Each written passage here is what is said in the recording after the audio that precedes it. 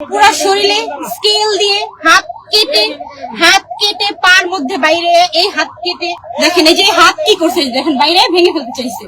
তাহলে কোন দেশে আমরা বসবাস করি? কি করছে? এই যে দেখেন, এই হাতটা ভেঙে ফেলছে বাইরে, এই যে এই হাতটা ভেঙে ফেলছে, এখানে কেটে ফেলছে, এইখানে কেটে ফেলছে, এই যে এইদিকে কেটে ফেলছে, এদিকে সব জায়গায় কেটে ফেলছে তার হাত, এদিকে সব হাত কেটে ফেলছে, পান মধ্যে বাইরানো হয়েছে। সে তো রাজনীতি ছেড়ে দিছে, তাই না?